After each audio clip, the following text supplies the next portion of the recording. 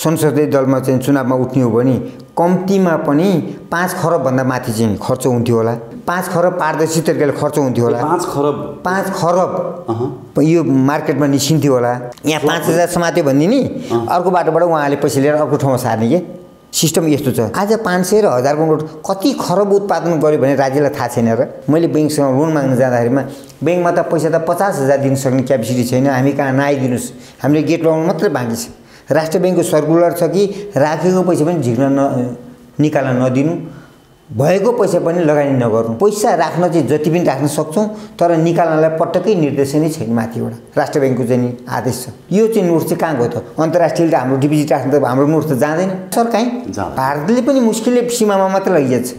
यो सिमानामा मात्र भारतमा पनि चनाचटपट बनाउन मात्रै काम होइन, यो सिमानामा मात्रै छेउछेउमा। बेलुका त उनीहरू कहाँ पुगिहाल्छु भनेर फेरि त्यो पैसा बेलुका यहाँ आउँछ भनेर लान्छन्। तर अन्तर्राष्ट्रिय जगतमा त कहीँ पनि चल्दैन भने उत्पादन गरेको नोटलाई मैले 50 को र 100 को त कुरै काहीँ नै गरिनँ। 1000 र 500 को मात्रै त कति ट्रक हुन्छ हामीसँग पैसा पनि। आज बैंकमा पैसै छैन। म आफ्नो व्यथा त आफूसँग छ, म रोइरहेको छु।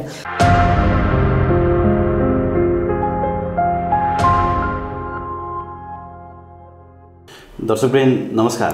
PNB खबर.com को यो श्रृङ्खलामा हामीसँग शेयर बजार लगानीकर्ता तथा विश्लेषक नानीबाबु खरेलजी हाम्रो साथमा हुनुहुन्छ। नानीबाबु सर, यहाँलाई हार्दिक स्वागत छ। यहाँलाई पनि शुभकामना। आराम हुनुहुन्छ सर? आराम छ। मलाई मार्छन् भनेर डराइ धेरै कुराहरू खोलिसक्नुभयो। आज पनि केही विशेष कुराहरू खोल्न तथा खोतल्नको लागि नै यहाँलाई आमन्त्रण गरेको छु होइन।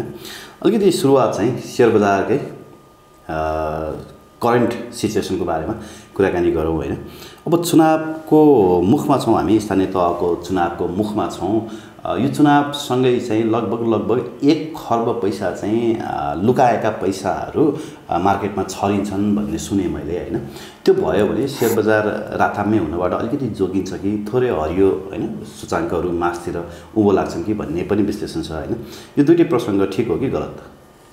होइन, यो हाम्रो पनि लक्ष्य चाहिँ त्यही हो। हामीले सोचेको त्यो थियो, हामीले छलफल पनि त्यही गऱ्यौँ।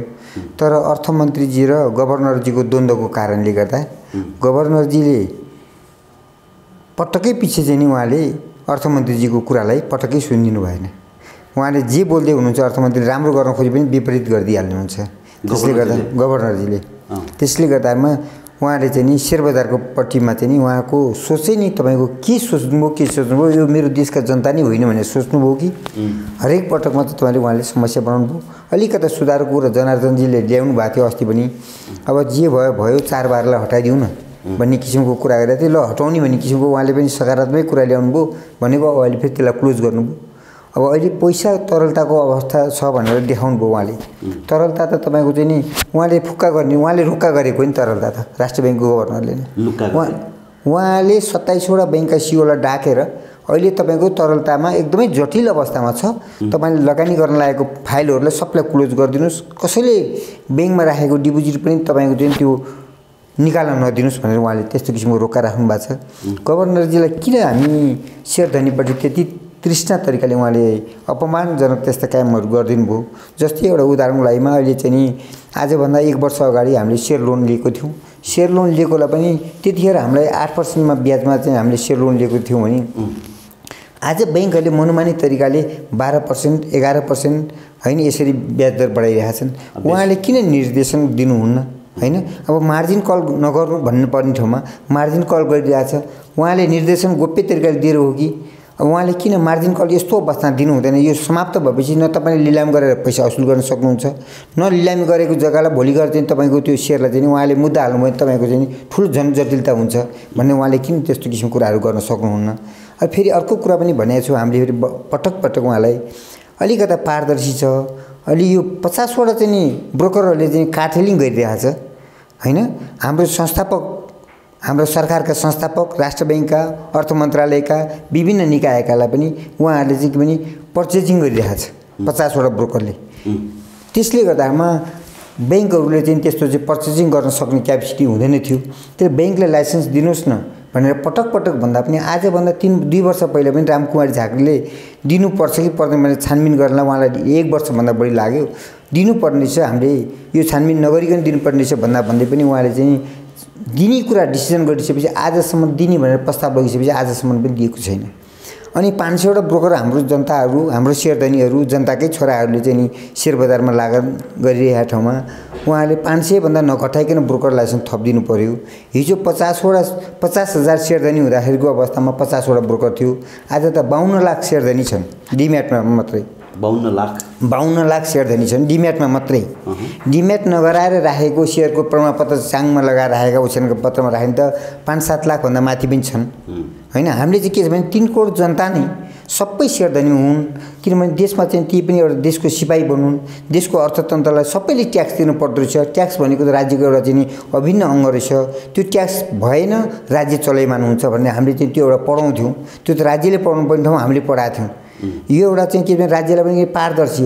आज हामीले 100 रुपियाँको कमाइमा चाहिँ 100 रुपियाँ व्यापार गर्दाखेरिमा हामीलाई त्यहाँ 100 को 125मा बेच्यो भने 25 रुपियाँको प्रफिट कति हुन्छ?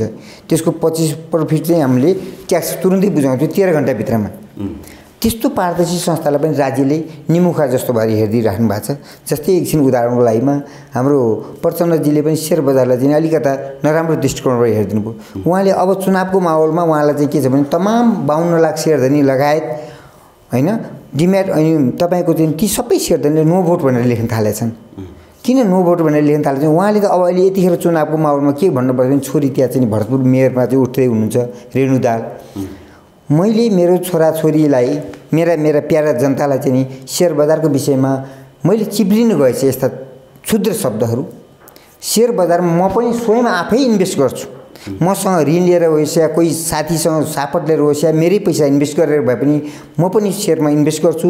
मेरो छोरीले पनि इन्भेस्ट गराउन लाउँछु। यो नो भोट चाहिँ काटिदिनुहोस् न, मेरा शेयरधनी मेरा प्यारा परिवार हो, मेरा प्यारा जनता हो, मेरा प्यारा सन्तान हो भनेर उहाँले त्यो सम्बोधन इमिडिएटली दिनु भएन भने उहाँको छोरीले पनि चुनावमा चाहिँ अलिकति सकसै पर्न सक्छ। त्यसले रेणु दाहाललाई जिताउनु छ भने प्रचण्डजीले इमिडिएटली चाहिँ नि मैले पनि मेरा प्यारा जनतालाई मैले क्षुद्र बोल्न गएछु यो शेयरको विषयमा 52 लाख शेयरधनीले पनि हामीलाई नो भोट भनेका छन् भने म पनि शेयरमा इन्भल्भ आजको मितिबाट गर्छु र मेरा छोरीले पनि इन्भल्भ बनाउँछु।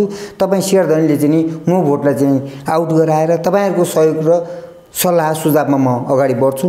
तपाईँभन्दा परको म छैन, तपाईँकै अभिभावक भएर रहन चाहन्छु। म तपाईँको दुश्मन भएर रहँदिनँ। मेरा छोरीलाई म दुश्मन भनेर म ठान्दिनँ। मैले चाहिँ मिस्टेक बोल्न गएछु भनेर उहाँले त्यो भन्नुपर्छ र उहाँले इमिडिएटली शेयरमा इन्भेस्ट गर्न सक्नुपर्छ।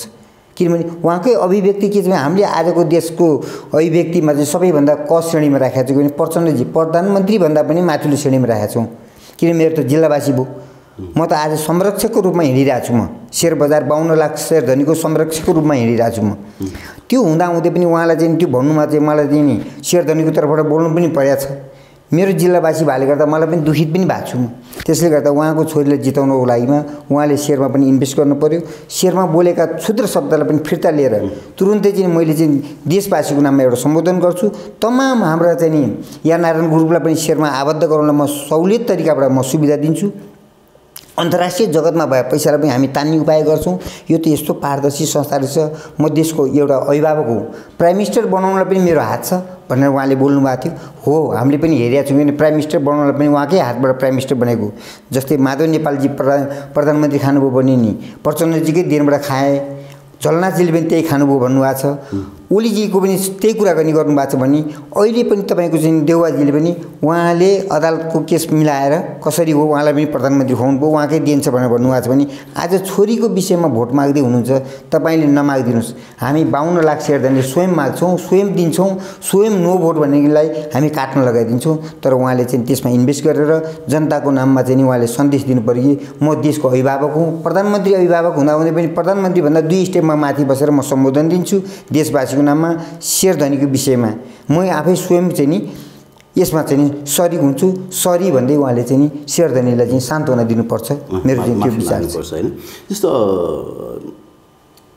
गभर्नर महाप्रसाद अधिकारी र अर्थमन्त्री जनार्दन शर्मा बीच जुन किसिमको टसल थियो त्यो तपाईले त्यो कुरा सत्तामा आउनुभन्दा अगाडि नै हामीसँगको अन्तर्वार्तामा खोल्नु भएको थियो र पछि गभर्नरलाई निलम्बन गरे पश्चात हामीले फेरि पनि अन्तर्वार्ता गरेका थियौँ त्यो विषयमा पनि होइन।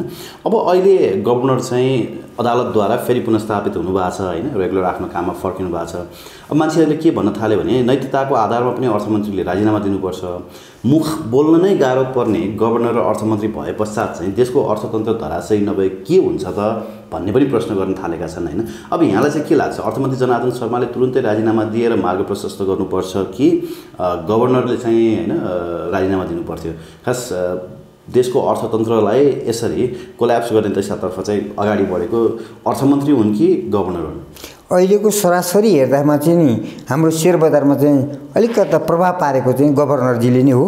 र त्यस्तो अवस्था पर्दा पर्दै पनि विगतका चाहिँ अर्थमन्त्री पनि थिए, महेश आचार्य पनि आजभन्दा केही समय अगाडिको अर्थमन्त्री हुँदाखेरिमा यस्तै गभर्नरको र अहिलेकै जस्तो गभर्नरको र अर्थमन्त्रीको द्वन्द्व पर्दाखेरिमा गभर्नरलाई पुनः स्थापित गर्दाखेरिको अवस्थामा तुरुन्तै इमिडिएटली नै त्यही दिन नै उहाँले चाहिँ राजीनामा दिनुभएको थियो भने हाम्रो चाहिँ अब जनार्दनजीले चाहिँ नि या त मलाई हटाऊ सरकार, या म चाहिँ आफै हट्दैछु भनेर भन्न सक्नुपर्छ, या त हटाइसके मान्छेलाई त अब चाहिँ नि शक्तिको प्रदर्शन त भयो त।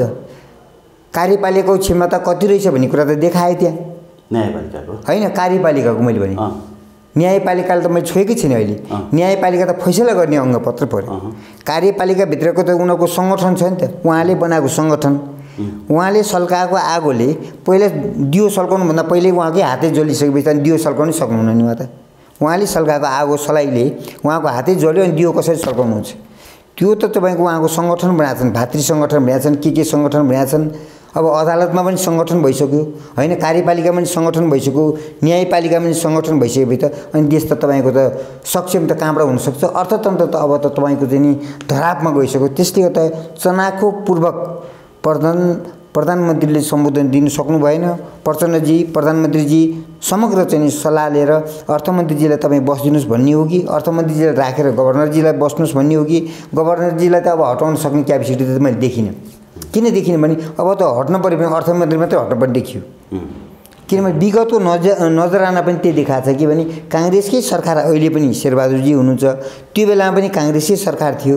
काङ्ग्रेसकै सरकारको हुँदा पनि गभर्नर र चाहिँ नि अर्थमन्त्रीको द्वन्द्वको कालमा अर्थमन्त्रीले चाहिँ पछि हार खाएर चाहिँ राजीनामा दिनु पऱ्यो भनेदेखि अहिले पनि तपाईँको चाहिँ नि अब लचकता बन्नको लागिमा म त्योसँग दुश्मनी गर्नुभन्दा मेरै कर्मचारी हुन्, कर्मचारी वर्गसँग साना छोराछोरीसँग मेरो एउटा चाहिँ नि कार्यपालिकाको अङ्गसँग मैले राखेको मैले नियुक्ति गरेको मेरो नियम कानुनमा रहेर काम गरेको व्यक्तिलाई मैले उसलाई चाहिँ नि हटाउँदा पनि मेरो त्यो प्रतिफल त देखिहाल्यो। सङ्गठन त कति डर रहेछ, कानुन त कति डर रहेछ। कानुनलाई मैले अस्ति हजुर कहाँ आउँदैखेरिमा पनि भनेको थिएँ, कानुनले चाहे पनि प्राइम मिनिस्टर हटाउन सक्ने रहेछ, कानुनले चाहे पनि सबै मन्त्रीमण्डलले तपाईँको हटाउन सक्ने रहेछ भने कानुन जति डर के पनि छैन। अधिकता अर्थमन्त्री जनार्दन शर्माले देखाउन सक्नु पर्यो राजीनामा दिएर भन्ने तपाईँको तर्क? मेरो तर्क चाहिँ थियो। अर्को कुरा नि यही समयमा होइन गभर्नर फेरि पुनर्स्थापित भइसके पश्चात पनि क्रिप्टोको कुरा आयो। तपाईँको कति 6 जना जति पक्राउ परे, 42 करोडभन्दा बेसी चाहिँ लगानी गरेको भनेर एकजना त MBBS पढ्दै गरेका विद्यार्थी पनि पक्राउ परे होइन। मसँगको अन्तर्वार्तामा यहाँले के भन्नुभएको थियो भने नेपालका ठुला प्रहरीकै हाकिमहरूदेखि लिएर ब्युरोक्रेसीका पनि ठुला मान्छेहरू नेताहरूले पनि क्रिप्टोमा लगानी गरेका छन् भन्नुभएको थियो होइन। अब गभर्नर र युवराज खतिवडाको सेटिङमा चाहिँ क्रिप्टोमा यसरी लगानी भएको छ भनेर पनि तपाईँले खोल्नु भएको थियो होइन। त्यो कुरा स्पष्ट के देखियो भने क्रिप्टोमा लगानी गरेको कुरा त लिगल्ली ब्याङ्कबाटै लगानी गरिन्छ। त्यो ब्याङ्कबाट लगानी गर्दाखेरि राष्ट्र ब्याङ्कले चाहिँ त्यसको नियमनमा होइन उचित ध्यान नदिएको रहेछ भन्ने कुरा त यो 42 करोडको लगानीले देखियो नि होइन। आम सर्वसाधारणबाट 42 करोड लगानी हुन्छ भने ठुला नेताहरूबाट कति भयो होला, तपाईँले भने जस्ता ठुला प्रहरीका हाकिमहरूबाट कति भयो होला, अथवा सेनाका हाकिम कर्नेलहरूबाट कति लगानी भयो होला क्रिप्टोमा? त्यो भनेको त हाम्रो पैसा विदेश जानु हो नि होइन। यो त पारदर्शी कुरा त गभर्नरजीले नै बोल्नुभयो नि त। यहाँ त दुईजनाको द्वन्द्व हुनुको कारण रहस्य कारण त हामीले खोल्नै सक्दैनौँ, खोल्ने ठाउँै छैन। यो ठाउँ किन छैन भने नि हजुरको पारदर्शी संस्था हो। अस्ति मैले त्यही संस्थामा गरेर भनेको थिएँ। आजको दिनमा चाहिँ नि मैले अस्ति त्यहीँ विजय मिश्राजी पनि हुनुहुन्थ्यो त्यहाँ, मैले भनेको थिएँ आजको दिनमा चाहिँ नि सबैभन्दा ठुलो चाहिँ संस्था भनेको प्राइम मिनिस्टर राष्ट्रपति भनेपछि यो त चौथो अङ्ग तेस्रो अङ्ग अन्तर्गत पर्छ मिडिया भनेको थिएँ। मेरो नजर र मेरा जनताको नजर र मेरा शेयरधनीको प्रतिनिधि गर्दै आउने व्यक्तिको नजरमा चाहिँ म आज 52 लाखको प्रतिनिधि यतिखेर देखिएको राज्यले देखेको अङ्गमध्ये 52 लाखको प्रतिनिधिले के बोल्छ भने राज्य चाहिँ पहिलो अङ्गमा मैले देख्दिनँ। मैले पहिलो अङ्गमा मैले मूल्याङ्कन के गरेको छु भने यो मिडिया नै मैले देखेको छु। कारण के छ त भन्दा राज्यका हामी पटक पटक धाउन गयौँ, भेट्न गयौँ भने हिजो हामी घाँस काट्दा पनि राज्य आएको थिए भेट गर्नलाई, भोट माग्नलाई, देऊ र हामीलाई विजय गरेर तिम्रो सेवा गर्छु भनेको थिएँ। आज ती सेवा गर्छु भनेर आएका त थिएन मिडियावाला त। म कमाउँछु पनि, म पनि खान्छु, मेरो परिवार पनि पाल्छु। तपाईँहरूले लुकाएर राखेको लुकेको शब्दहरूलाई चाहिँ तपाईँले कहीँ बोल्न नसकेको शब्द म पारदर्शी तरिकाले म घुमाएर सोधेर हो या सिधा प्रकारले सोधेर हो या तपाईँले खोतलेर हो तपाईँको उजागर गर्ने म क्षमता तपाईँलाई वरदान दिन्छु भनेर उहाँले चाहिँ एउटा वरदान दिए जस्तै किसिमले उहाँले ल्याउनु भयो भने शक्तिशाली त आजको दिनमा त मैले त मिडियाभन्दा शक्तिशाली त हाम्रो देशको अभिभावकै छैन भन्ने कुरा भने जस्तै मिडियाले तपाईँको गुनासो सुनिदिँदाखेरि क्षणिक आनन्द अन्तर्राष्ट्रिय जगतले सुनेर अनि हाम्रो देशको राज्यले कार्यान्वयन गर्ने काम त फेरि पनि कार्यपालिकाकै हो, न्यायपालिकाकै हो होइन, व्यवस्थापिकाकै हो। देशका 3टा होइन मुख्य अङ्गकै हुन् नि त्यसको कार्यान्वयन पक्ष गर्ने भनेको त। तर पनि मैले भने जस्तो यो किन क्रिप्टोको लगानीमा जसरी सर्वसाधारणलाई अङ्कुश लगाइएको छ नि, ठुला नेताहरूलाई चाहिँ अङ्कुश लगाइएको छैन हो यसमा? होइन, यसरी नि हजुरको ठुला नेताहरूले नै क्रिप्टोलाई त आयात गरेको हो नि त। क्रिप्टो आयात गर्ने व्यक्ति नै ठुला नेता हुन्। देशका ठुला चाहिँ तपाईँका चाहिँ नि अब अख्तियारले क्रिप्टोलाई हेरेको छैन र? ठाउँै पछि बानेश्वरैदेखिको अफिस छ, जहीँ त्यहीँ अफिस छ, ब्याङ्कबाट डिलिङ भइरहेछ भने उहाँहरू हामी खोजेर हिँडेका छौँ भन्नुहुन्छ। खोजेर हिँड्या कहाँ त? ब्याङ्कबाटै लगानी गरिरहेका छन्। ब्याङ्कबाटै चाहिँ मोबाइल डिजिटल वालेटमा पैसा ट्रान्सफर गरेर उनीहरूले विदेशमा चाहिँ लगानी गरिरहेका छन् भने त त्यो कुरा त इजिली मतलब अनुसन्धान गर्न सकिने कुरा हो नि। राष्ट्र ब्याङ्कले नै बोलिसक्यो नि सर। त्यसमा त के भन्यो भने अन्तर्राष्ट्रिय डलर त हामी कहाँ पैसै सिधिसक्यो छैन। अब हामीसँग बाहिरबाट तपाईँको आयात गर्ने सामानको लागिमा ती डलर दिने डलरै छैन भनेपछि त कस्तो अपारदर्शी हाम्रो राष्ट्र ब्याङ्क, कस्तो अपारदर्शी हाम्रो राष्ट्र ब्याङ्कको चाहिँ नि मियो अर्थतन्त्र। राज्यले के हेरेर भनेर बस्यो होला त्यहाँ? त्यो पैसा कसरी गयो त? एकजना विदेशी नागरिकले भन्थ्यो तिम्रो एयरपोर्ट चाहिँ नि अन्तर्राष्ट्रिय एयरपोर्टमा हात्ती छिराउँछ, तिमीले सुन छिराएको चाहिँ कुराकानी गर्यौ भने जस्तै हाम्रो चार्ल्स सोब्राजले भने जस्तै हाम्रो देशमा चाहिँ नि क्रिप्टो करेन्सीको चाहिँ आयात र निर्यात गर्ने व्यक्तिलाई चाहिँ नि डाकेर यहाँ राखेर सम्मान गर्ने, अनि हाम्रो क्रिप्टो करेन्सी त्यो अन्तर्गत हाम्रो नियम अन्तर्गत पर्दैन, उहाँलाई कारबाही गर्नुपर्छ भने मुखले चाहिँ बोलिदिने, कारबाही चाहिँ नगर्ने। ठाउँै पछि दरबार मार्गकै आसपासमा बानेश्वरको आसपासमा हरेक ठाउँमा चाहिँ अफिस छ। यत्रा विज्ञापन गरिरहेछन्, यत्रा जनसहभागिता त्यसमा बाट लिएछन्। देशको चाहिँ अन्तर्राष्ट्रिय डलरहरू हाम्रो देशमा थुप्रिएको डलरहरू जम्मै अन्तर्राष्ट्रिय गइसक्यो, हामीसँग छैन भनेर गभर्नरले बोल्नुहुन्छ नि। देख्दा देख्दै उहाँले किन त्यो उहाँले अपारदर्शी शब्द बोलिदिनु भयो त? त्यसमा त खै त राज्यले बोलेको भनेपछि सबै 3 सेक्टर चाहिँ उहाँको मिलामत छ। भनेपछि देश असफल बनाउन त सबै मिलेर लागेका रहेछन्। देशको असफल बनाउनलाई त आज तपाईँको प्रतिपक्षले पनि भूमिका खेलेकै छ क्या। गभर्नरलाई प्रतिपक्षले खेलेको छ, अनि त्यसपछि अर्थमन्त्री आफ्नो लयमा गएका छन्। सेयर बजारलाई चाहिँ राम्रो शब्द 2टा बोली भनेका छन् अर्थमन्त्रीजीले। अब त्यो गभर्नरलाई सजाएर राख्न सक्नुहुन्न, तल लगाएर राख्न सक्नुहुन्न, गभर्नरको नियममा बसेर काम गर्न सक्नुहुन्न, गभर्नरलाई चित्त बुझाउन सक्नुहुन्न भने उहाँले त अब के गर्ने त भन्दा बाटो खोलिदिनु पर्यो, झुक्नु पर्यो नि त। फलेको वृक्ष झुक्नुपर्छ भने त झुक्नु पर्यो नि। त्यसले गर्दा उहाँले चाहिँ नि अब कि त उहाँले गभर्नरलाई चाहिँ नि चित्त बुझाएर काम गर्न सक्नु पर्यो, होइन भने आफू साइज लगाएर बस्नु पर्यो। यसैले गर्दा पनि काङ्ग्रेसको सरकार चाहिँ अहिले फेलियर छ। हरेक दृष्टिकोणमा मैले काङ्ग्रेसको सरकार फेलियर देखाएको छु भने यस्तो द्वन्द्व हुँदाहुँदै देश खरानीको अवस्था हुँदैछ। जनताले भनिरहेछन्, निमुखा जनताले। उहाँको त कार्यपालिका पनि वहीँ छ, न्यायपालिका पनि वहीँ छ, व्यवस्थापिका पनि उहाँ हुँदाहुँदै पनि उहाँहरूले चाहिँ यो क्रिप्टो करेन्सी मात्र भनेको चाहिँ क्रिप्टो करेन्सीलाई कारबाही गर्नुपर्छ, नियमसँग छैन, कानुनले यसलाई क्रिप्टो करेन्सीलाई चल्न दिनु हुँदैन, चल्न दिने नियम छैन भनेर भनिरहनु भएको छ भनेदेखि उहाँहरू चाहिँ त्यो उहाँकै नजरमा उहाँहरूले नै सप्लाई गरिरहनु भएको छ। आज त्यही पैसाको कारणले गर्दा अर्थमन्त्री र गभर्नरको चाहिँ द्वन्द्व भएको छ। गभर्नर चाहिँ नि अन्तर्राष्ट्रिय पैसा हाम्रो नेताहरूको पैसा आयात गर्नलाई चाहिँ नि के कति भागभन्डा भनेर सोच्नु भएको छ कि, या अर्थमन्त्रीले मैले ल्याएको कुरामा चाहिँ गभर्नरले हेरिदिनु मिल्दैन भनेर भनेका छन् कि, यहाँ के छ भन्ने कुरा द्वन्द्वको कुराहरू हामीले पत्ता लगाउन सकेनौँ। त्यही पत्ता लगाउन नसकेले गर्दा हजुरबाट खोतल दिनु खोजे मात्रै। तपाईँले के भन्नुभयो भने हाम्रा नेताहरूको पैसा अन्तर्राष्ट्रिय स्तरमा भएको पैसा चाहिँ नेपाल आयात गर्न खोज्दाखेरि चाहिँ द्वन्द्व भयो भन्न खोज्नु भएको? मैले भन्न खोजेको चाहिँ त्यही हो कि त्यो एउटा 40 करोड ल्याउँदाखेरि त्यो द्वन्द्व देखियो होइन। उहाँले चाहिँ स्विजरल्यान्ड ब्याङ्कमा भनेको छ, दुबईको ब्याङ्कमा भनेको छ। दुबईको एउटा ब्याङ्कमा 46 अरब भन्छन्, स्विजरल्यान्डको ब्याङ्कमा पनि एउटै ब्याङ्क मात्र त छैन होला, दुबईमा एउटै ब्याङ्क मात्रै छैन होला, भारतमा पनि एउटै ब्याङ्क मात्रै छैन होला, अरू देशमा पनि त त्यस्तै एउटै ब्याङ्क मात्रै छैन होला नि। एउटा ब्याङ्कहरू मात्रै खोजेर पत्ता लगाउनले लिक आउट गर्दा उसलाई खतरा भएर त्योभन्दा बढी खोतल्न सकेन र पो आज एउटा ब्याङ्क भनेको छ त। तर त्यो पैसा आयात गर्न त अस्ति त्यो 40 करोडको केसमा पनि त्यो त के रहेछ भनेर कास्टिङ गरेको थियो त। त्यो कास्टिङ गर्दामा के कस्तो हुन्छ भनेर कास्टिङ गरेको थिएँ। त्यो कास्टिङमा केमा मिलेन यो दुईजनाको र त्यसपछि द्वन्द्व सुरु भयो। द्वन्द्व सुरु भएपछि आज यो अवस्थामा आएको छ। त्यो चपेटा चाहिँ के भने यो दुईटा गभर्नर साँडे र चाहिँ अर्थमन्त्री साँडे जुद्ध हुँदाखेरिमा निमुखा बच्चा मसिना भर्खरका बालबच्चाहरू चाहिँ नि यिनीहरू चेपेर मर्ने भए। यिनीहरूलाई नमर्ला चाहिँ नि तपाईँको मिडियाद्वारा यी दुईटै के साइज लाग्नु पर्यो कि एउटा साइज लागेर देशको अर्थतन्त्र बचाउनु पर्यो। यदि भएन भने देश चाहिँ त खाडलमा जाने अवस्था भयो। हे मेरा सरकार, यो चाहिँ तपाईँको मिडियाद्वारा यो सन्देश बोकेर म आएको।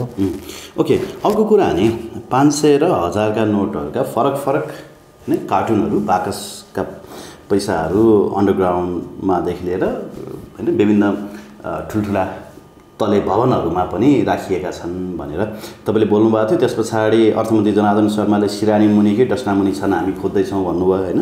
त्यस पछाडि अन्यले पनि भने, अन्यले पनि बोले। एकजनाले त रिजर्भ ट्याङ्कीमा पानी होइन पैसा छ भनेर बोल्नुभयो होइन। अहिले स्थानीय निर्वाचनको मुखमा चाहिँ जुन लगभग मार्केटबाट हराएको 4-5 अर्बै पैसा भन्दा बेसी छ होइन।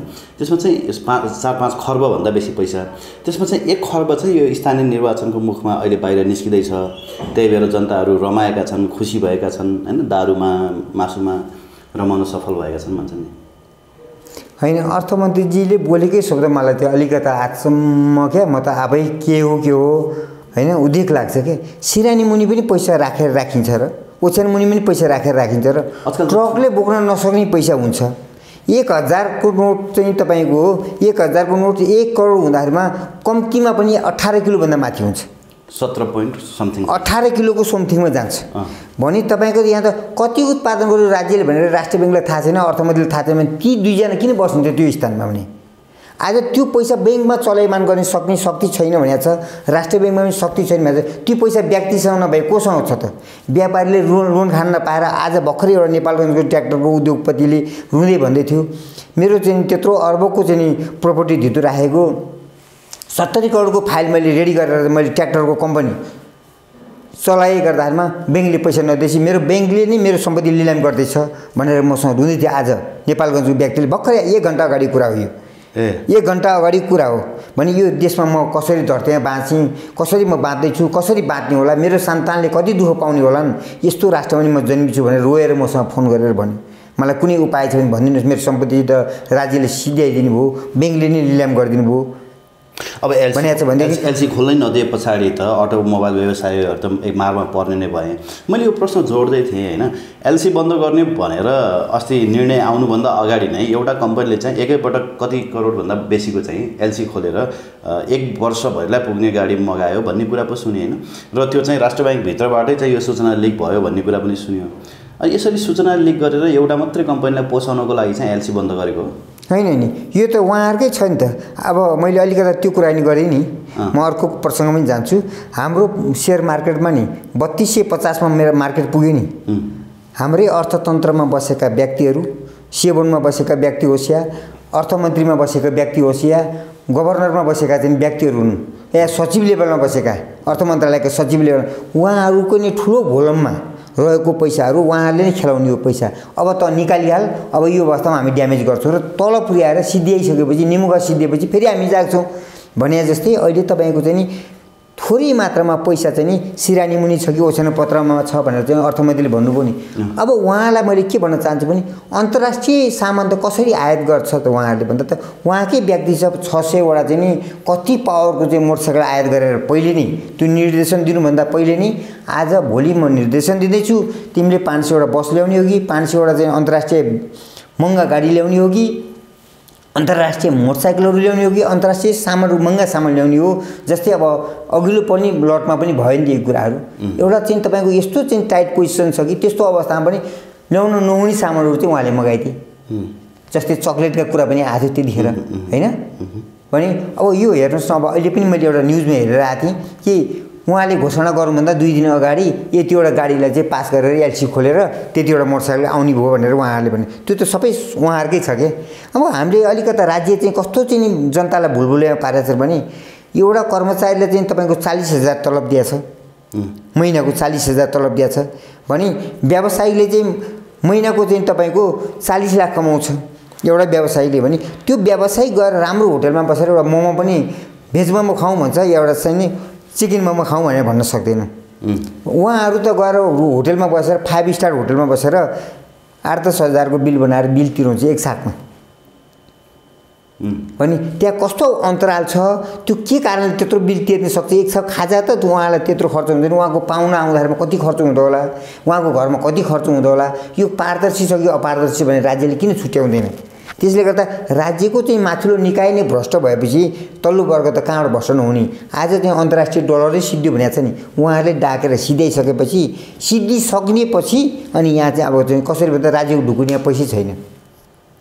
आफूले ल्याउने सामानको पैसाहरू आयात गरिसकेपछि अब यो अन्तर्राष्ट्रिय चाहिँ नि सुविधाजनक वस्तुहरूलाई चाहिँ नि यसलाई चाहिँ ल्याउने पैसा छैन, या चाहिँ त्यो ल्याउनलाई अहिले बन्देज गरिएको छ।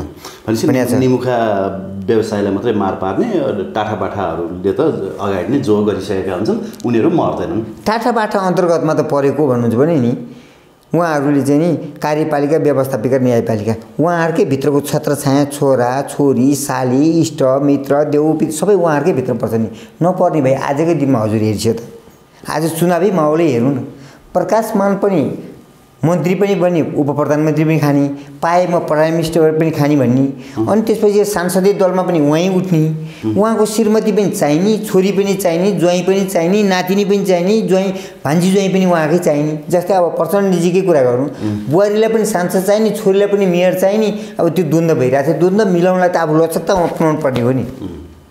त्यसैले गर्दा पनि अब हाम्रो चाहिँ अर्थमन्त्रीजीले के भन्छ भने सिरानी मुनिको पैसा खोतल्नु पर्छ एक दिन, ओछ्यानको पत्रमा पैसा कैसे खोतल।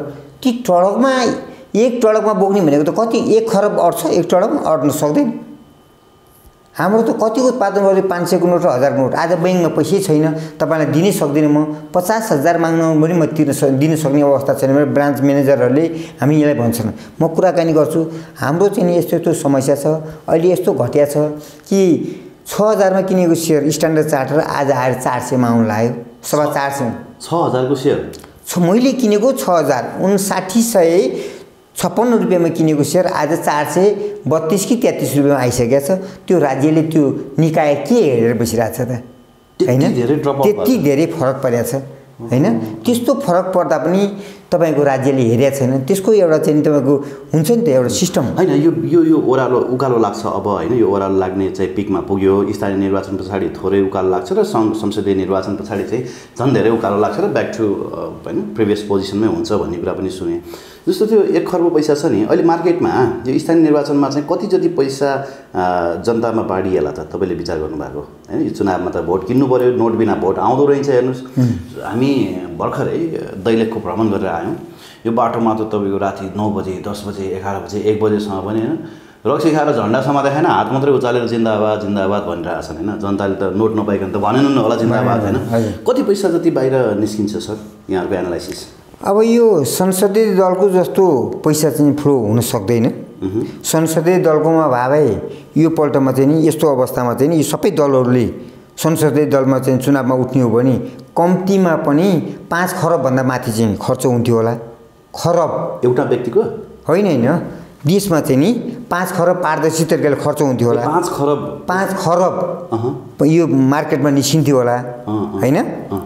तर अहिले यो चाहिँ तपाईको चाहिँ नि यो नगरको हैन वडाको भागकोले गर्दामा त्यति खरब हजुरले भने जस्तै मोटामोटीको अन्तरमा निस्किन सक्ला।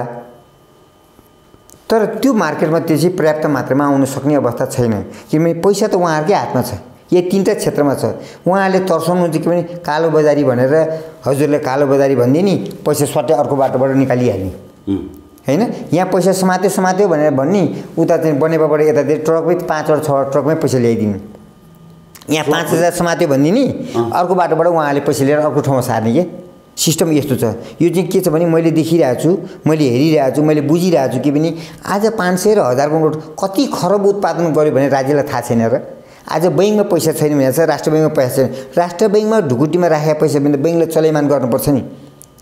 हामीले सेयर लोन गरिरहेको छौँ भने आज यो अवस्था छ कि 6000 मा किनेको सेयर 4000 मा आयो, मैले चाहिँ 400 मा फेरि पनि मैले 6000 किता किन्न पाएँ भने अलिकता माथि बढ्दा अलिकता राहत पाउँथे भनेर मैले बैंकसँग लोन माग्न जाँदाखेरिमा बैंकमा त पैसा त 50,000 दिन सक्ने क्यापेसिटी छैन, हामी कहाँ नआइदिनुस्, हामीले गेट लगाउनु मात्रै बाँकी छ।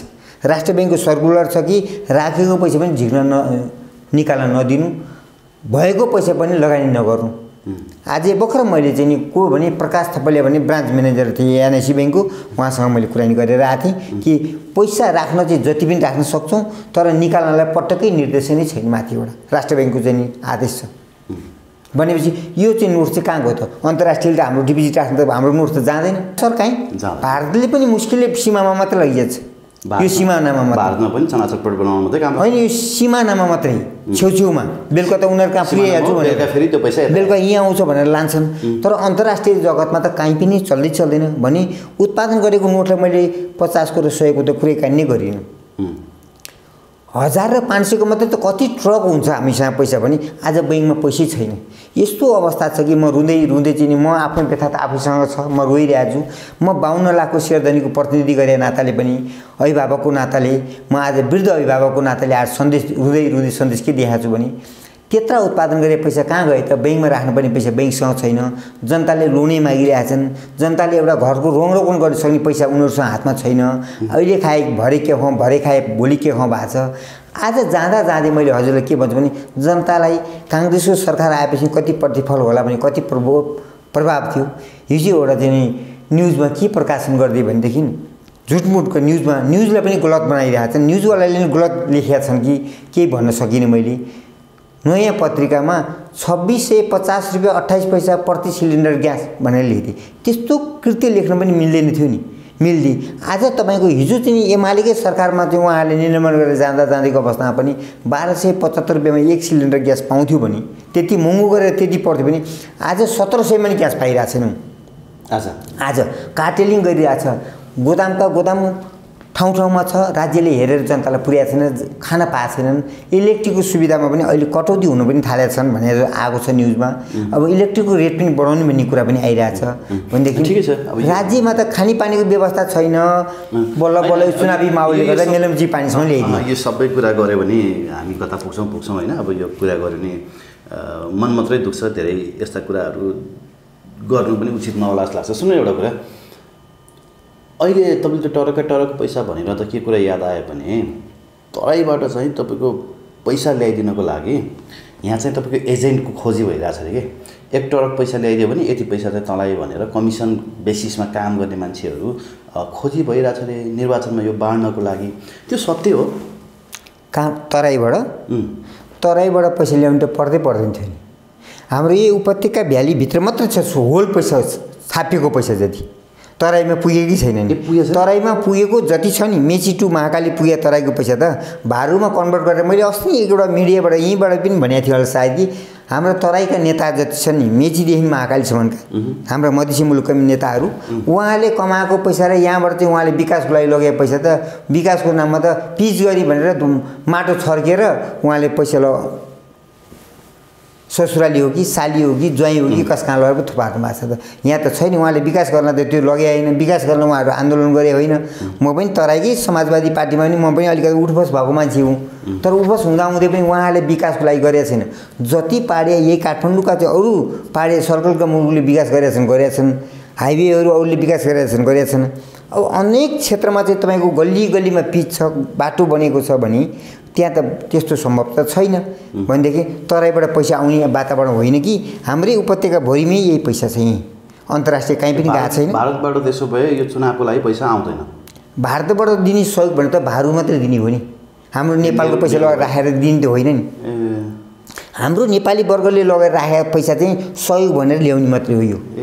अहिले उनीहरूले दिने होइन, ज्वाइँ आज मलाई सहयोग भनेर तपाईँले त्यहाँबाट चाहिँ अस्ति राखेको 3 अरबमा अलिकति थपेर 2 अरब चाहिँ नि मलाई तपाईँले सहयोग गरे भने 2 अरब दिनुहोस्, 1 अरब तपाईँ कहाँ राख्नुहोस् भनेर त्यसरी दिने हो। ससुरा मलाई चाहिँ अस्ति मैले राखेको 5 अरब हो, त्यो 5 अरब मध्येमा 1.5 अरब चाहिँ दिइराख्नुहोस् भन्ने मात्रै हो, त्यसरी ल्याउने मात्रै हो।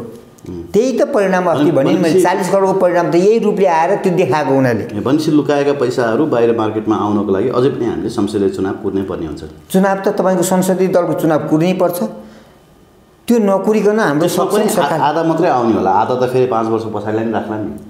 त्यही ल्याउनको लागिमा जनार्दनजीलाई सेटिङ मिलाएको थिए। गभर्नरको जनार्दनको सेटिङ नमिल्याले गर्दा के किसिममा सेटिङ मिलेन, भागभण्डामा नमिल्या हो कि यही हिसाबमा जान्छु म। भागभण्डाकै सेटिङमा नमिल्याले गर्दा नि उहाँहरूको अहिले तनाव भएको कारण चाहिँ यही हो। मैले चाहिँ जाँदा मैले चाहिँ उहाँलाई के भनेर उहाँलाई चाहिँ आरोप लगाएको होइन कि उहाँहरूले आज यो देशमा बसेर यो देशको नुन खाएर यही देशको जनताको पसिना चुसेर आज उहाँले जनतामाथि वज्र प्रहार गर्नु चाहिँ नि उहाँलाई मैले आरोप नलगाए कसले लगाउने त? म त उहाँकै जनता हुँ नि, उहाँकै सेवक हुँ नि, हामीले कमाएर उहाँलाई चाहिँ नुन तेल गराउने हो नि। आज हामी माथि वज्र प्रहार गर्नु चाहिँ उहाँले त्यो ठाउँमा बस्नु आवश्यक लायक त देख्दिनँ म। न त अर्थमन्त्रीलाई देख्छु न त चाहिँ तपाईँ गभर्नरलाई देख्छु, दुइटै चाहिँ असक्षम छन् भनेर म भन्छु। भनिसक्नुभयो यो कुरा। अब अर्को कुरा म के जोड्न चाहन्छु भने स्थानीय चुनावको मुखमा सार्वजनिक भएका सबै ठुला दलका र साना दलका घोषणापत्र, चुनावी घोषणापत्रहरू हेर्दाखेरि कहीँ पनि सेयर बजारबारे उल्लेख छैन। तपाईँ भन्नुहुन्छ 52 लाख सेयर धनी छन् भनेर, डिम्याट खाता होल्डर मात्रै 52 लाख छन् भनेर भन्नुभयो। ती 52 लाख सेयर होल्डरहरू पनि त भोटर्सहरू हुन्, जेन्युन भोटर्स। अझ उनीहरू त राइट टु भोट होइन, किनभने 18 वर्ष उमेर माथिका भोटर्सहरू हुन्। उनीहरूले त अझ नो भोटको क्याम्पेनिङ पनि चलाउँदैछन् भन्नुभयो होइन। उनीहरूलाई सम्बोधन गर्ने गरी सेयर मार्केटलाई उकालो लगाउने गरी कुनै पनि राजनीतिक दलले चुनावी घोषणापत्रमा एउटा पनि बुँदा नराख्नुको कारण चाहिँ के हो? होइन, यो देशमा त हामी जस्तो जनतालाई त उहाँले त जनता नै देख्नु भएको छैन नि। मैले अस्ति नै पनि भनेको थिएँ नि, जनतै देख्नु भएन उहाँहरूले त। घोषणापत्रमा हामी 52 लाख भनेर हामीले प्रत्येक मिडियाबाट भनेका छौँ। हामी त 52 लाख त आबद्ध मात्रै छौँ त, प्रमाणपत्र डिम्याट भएको। हामी त 2.5 करोड जनता त त्यही परिवारभित्रको पो हौँ त। हामी त होल परिवारभित्रमै छौँ सेयर। मैले अघि भनिसकेको छु नि, 3 करोड जनता नै समग्रमा जन्मिने बित्तिकै बच्चालाई पनि एउटा मृत्यु जन्म दर्ता गराउने बित्तिकै उहाँको नाममा नि हामी सेयर किन्ने योजना बनाउँदैछौँ त, बनाइरहेको पनि छौँ त। त्यो त डिम्याटमा आइसकेको पनि छैन नि त, त्यही त होइन। नआइसके व्यक्तिलाई पनि हामीले नै त्यो संरक्षण गरेर त्यसको नाममा दस्खत भएन हामीले गरेका छौँ। केसको त हिसाब किताबै छैन नि। आज होल 2.5 करोड जनताकैमा पर्दछ यो चाहिँ सेयर होल्डरहरू। त्यसले गर्दा उहाँले चाहिँ यो चाहिँ नि चुनावी माहौलमा त्यो सम्बोधन कसरी जाला भने त उहाँको दिमागले चाहिँ के सोच्नु भएको छ भने यी मानवता नै छैनन्। हाम्रो चाहिँ नि गणेश मानजीले भने जस्तै यी त भेडा बाख्रा हुन्, यिनीहरूलाई अलिकति चाहिँ यसो दालमोट चिउरा खुवाइदिए पनि हुन्छ, कसै अलिक चलाकलाई मासु र चिउरा खुवाइदिए पनि हुन्छ, कोही त्यस्ता अलि बटारिनी रम खुवाइदिए पनि हुन्छ। हाम्रो भोट आइहाल्छ, भोलिपल्ट 5 वर्ष हामी चलाइहाल्छौँ। त्यो सोच छ। त्यसले गर्दामा उहाँहरूको अब दिन पनि परिणत हुने दिन पनि आइसकेको छ। मैले त हिजो एउटा चाहिँ कान्तिपुरमा पनि मैले भनेको थिएँ कि कान्तिपुरले मलाई केही सोध्न आउनुभएको थियो। तपाईँहरूले कान्तिपुरले मलाई के सोध्न आउँछ, 2टा शब्द मात्रै सोध्नु, धेरै शब्द नसोधिदिनुहोस् भने चाहिँ यो किचड किन उठेन, फोहोर मैलाले गन्दा भयो, दुर्गन्ध भयो। यस्तो चुनावी माहौलमा यी फोहोर मैला किन दुर्गन्धी चाहिँ यो चाहिँ यसलाई चाहिँ विस्थापित गरेन भने यसलाई विस्थापित गर्नुभन्दा पहिला यसलाई स्थापितै गरिराखेर विस्थापित कसलाई गर्नु पर्यो? हाम्रा देशका हुनहार चाहिँ वृद्ध पितामाता अभिभावकहरूलाई चाहिँ विस्थापित गरिसकेपछि अनि बल्ल यो स्थापित भएर बसेको चाहिँ दुर्गन्धित यो वस्तु फोहोरलाई अनि हामी पछि विस्थापित गर्ने। अहिले त यसलाई स्थापितै गरेको ठिक छ, किनभने यी नेताहरू तपाईँको हाम्रो लागि त चाहिँ त्यो फोहोरभन्दा पनि बढी ठुलो कचडा भयो। फोहोरभन्दा पनि बढी कचडा कान्तिपुरले भोलि हिजो हेर्नु होला, हिजो बेलुकाको न्युज पनि आएको छ। यी फोहोरभन्दा पनि बढी ठुलो कचडा भनेका चाहिँ यी भइदिए हाम्रा अभिभावकै। यी वृद्धहरूलाई चाहिँ हामीले उनीहरूले हामीलाई अपमान गरे पनि वृद्धहरूलाई चाहिँ नि कचडा नभनिदिउँ। मैले त बोले होइन, मलाई बोल भनेर लगाइदिए मात्रै हो। मैले चाहिँ उहाँलाई वृद्ध बुवाहरू अभिभावकै सम्झिन्छु। उहाँलाई एउटा वृद्ध आश्रम बनाइदिउँ, 1 साल पेटभरि खाना दिउँ। त्यही पनि एमाले वृद्ध भत्ता दिएको छ त, त्यही वृद्ध भत्ता खाएर घरमै बसे भइहाल्यो नि। होइन, त्यही भएर त मैले उहाँले सोध्नुभयो नि यी कचडा किन फालेनन्, यो फोहोर मैला दुर्गन्धी भयो। त्योभन्दा ठुलो दुर्गन्धी त यी भइदिए हाम्रो लागि। सही कुरा। ओके, अब अन्तिममा नि त्यो 600 रुपैयाँमा किनेको सेयर 400 रुपैयाँमा पुग्यो भन्नुभयो। 6000 मा किनेको सेयर मैले किनेको 6000 मा, मभन्दा माथिल्लो पिँढीको व्यक्तिले 9000 मा किनेको छु। 9000 मा किने सेयर 6000 मा आएपछि मैले पनि धेरै तल आयो भने मैले किने। आज म चाहिँ 432-33 रुपैयाँमा आएर बसेको छु। अब मेरो हालत के होला? मभन्दा मुनिका साथीहरूले के होलान्? मैले त हजुरलाई सन्देश पुर्याएर राज्य कहाँ पुग्छ कि भनेर सन्देश पुर्याउनु खोज्छु। अब राज्यले बढाइदिनु त होइन, अब त्यो बिस्तारै बढ्ला होइन। त्यो 400बाट अब 6000 पुग्न कति समय लाग्छ? के यो चाहिँ राइट टाइम हो इन्भेस्टमेन्ट गर्नको लागि सेयरमा? सेकेन्डरी सेयरमा मान्छेहरू इन्भेस्टमेन्ट गर्न खुब ट्राई गरिरहेछन्। मैले अहिले राइट टाइम भनेर भन्नै सकिनँ, किनभने म त मूर्खतामा गइसकेँ। राज्यले जनता नै कोल्याप्स भइदिएदेखि 3 करोड जनता नै नरहेदेखि म त चाहिँ श्रीकृष्ण भनेर थियो होला भने यहाँ 5-7 जना 10 जना भइदिए। 5-7 जना 10 जना हाम्रो सेयर बजारका पनि त्यस्तै भए। यी 50 वटा ब्रोकर पनि 10 जना हाम्रो सेयर धनी जस्तै भइदिए। अनि हाम्रो 10-20 वटा हाम्रो राजनेता पितामाताहरू पनि यही चाहिँ हाम्रो 10 वटा ब्रोकर जस्तै भइदिए। त्यसले गर्दा यिनीहरूले के सोचेको छ भने हामी मात्रै बाँचेदेखि यिनीहरू सबै चाहिँ कोल्याप्स भइदिएदेखि हामीले पो स्वर्ग धान्थ्यौँ होला भन्ने भएको छ। तपाईँहरू पनि हामी जस्तै मरेर जाने हो, चोला लिएर आएको हो, त्यस्तै ठाउँमा जाने हो। त्यसले गर्दा तपाईँ त्यति अहम र क्रूर नभनिदिनुहोस् है पितामाता। रावण त तपाईँको चाहिँ लङ्काका रावण त देश र जनताको हित गर्नको लागि अन्तर्राष्ट्रिय लुटेर भए पनि कुटेर भए पनि तर्साएर भए पनि आफ्नो देशको जनताले त सुनका महल बनाइदिएको थियो भने हाम्रो देशको जनताले त आफै पाखुरा बजारेर खान्छु, तपाईँले मलाई केही सल्लाह सुझाव केही ट्रेनिङ तालिम नदिए पनि म आफै आफ्नो लयमा जान्छु भन्दा पनि तपाईँले किन वज्र प्रहार गर्नुहुन्छ? तेरो बिजनेसै भएन, त बिजनेसै अनुत्पादनशील हो, त बिजनेसै खत्तम छस् भनेर किन भनिदिनुहुन्छ? त्यो नभनिदिनुहोस् हे पितामाता। सन्तान जन्माइसकेपछि छिटो घाँटी रेड नमारिदिनुहोस् न, सन्तानलाई हुर्किन दिनुहोस्। भोलि तपाईँलाई पाल्ने को हुन्छ त भन्दा मै सन्तान हो नि। तपाईँले सन्तान जन्माउने मेरो छोरो जन्मे भनेर हिँड्ने 2-4 ठाउँमा सुनाउने, भोलि तपाईँले त्यो सन्तानलाई मारिदिनुहोस्। तपाईँले चाहिँ काज क्रिया वृद्ध अवस्थामा खुवाउने को त अपाङ्ग होला, प्यारालाइसिस होला, तपाईँहरू पाल्ने त मै हो नि छोरो। त्यसले गर्दा यी 52 लाख सेयर धनीलाई छोरो सम्झिदिनुहोस्। हाम्रा देशका अभिभावकहरू यस्तो अवस्था छ कि 9000 को सेयर 432-33 मा आछ। त्यस्तो बेला पनि मार्केट मेकर गर्ने खै त संस्था। एउटा म्युचुअल फन्डहरूले चाहिँ म्युचुअल फन्ड 1 खोल्यो भने हामी सबै मेकर गर्छौँ भने म्युचुअल फन्ड 1 खोल्यो, म्युचुअल 2 पनि खोल्न अधिकार दिए, 3 पनि खोल्न दिए। अधिकार त दिने के भने लेबी खाएर अधिकार दिने। नागरिक लगानी कोषलाई चाहिँ हाम्रो चाहिँ एउटा चाहिँ सेयर मार्केटको चाहिँ मिडिएटर बनाएर उहाँले चाहिँ तलमाथि भएको बेलामा ब्यालेन्समा राख्ने भनेर उहाँलाई अधिकार दियो। उहाँहरू त के भयो भने आफै सेयर किन्ने, आफैले कसलाई चाहिँ मर्का पारेर किन्ने, उहाँ आफै किनेर आफै राख्ने कर्मचारीहरू, यस्ता यस्ता किसिमको सिस्टम भएको छ। त्यसले गर्दामा सेयरमा हिजो लगानी गरेको लगानीहरू जुन अवस्थामा लगानी गरेको 6 महिना वर्ष दिन अगाडि त्यो रेट आज चाहिँ नि ब्याज दर बढाउनु पनि भएन होइन। लगानी गरेको त त्यतिखेरको अवस्था पनि हो नि। आज लगानी गरेको त तपाईँको त आज उसले महँगो ब्याजमा उठाएर पो महँगो ब्याजमा लगानी गर्छ। त्यसलाई पनि सिस्टममा ल्याइदिनु पऱ्यो। ब्याङ्कहरूले, राष्ट्रिय ब्याङ्कले पनि भनिदिनु पऱ्यो। मार्जिन कलको विषयमा पनि राष्ट्रिय ब्याङ्कले तुरुन्तै घोषणा गर्नु पऱ्यो। अर्थमन्त्रीले पनि भन्न लगाउनु पऱ्यो कि गभर्नरजी तपाईँ र म मनमुटाव नगरौँ, मित्रता बनौँ। तपाईँ एउटा कार्यपालिकाको अङ्ग हो, म म चाहिँ व्यवस्थापिकाको अङ्ग हो। 2 जना मिलौँ, मिलेर देश बनाउनु भनेर हामी बसेको हौँ, देश बनाउनु भनेर म आएको हुँ। म त एउटा 2 दिनको डेरा 13 नै मेरा हो। तपाईँ त 30 वर्ष त तपाईँ काम गर्न सक्नुहुन्छ भने 20 वर्ष सक्नुहुन्छ, म त 20 दिनमै सक्छु सक्दिनँ थाहा छैन।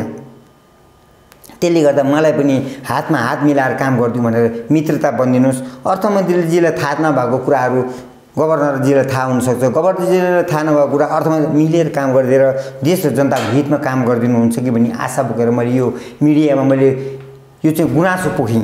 किनभने यस्ता यस्ता गुनासा हजुरबाट उजागर गर्नको लागि हाम्रो चाहिँ एउटा माध्यम बनिएको छ। त्यो उजागर त राज्यले पनि सुनियोस् भन्ने हामीले चाहिँ भावना चाहिँ व्यक्त गर्न खोजिरहेका छौँ। हस् नानी बाबुजी, एकदमै धेरै धन्यवाद दिन्छ यहाँलाई, यहाँको पनि संस्थालाई, यहाँलाई पनि धेरै उत्तर प्रगति होस्, अन्तर्राष्ट्रिय जगतमा पनि फुलोस् फलोस् भन्दै धेरै धेरै शुभकामना छ।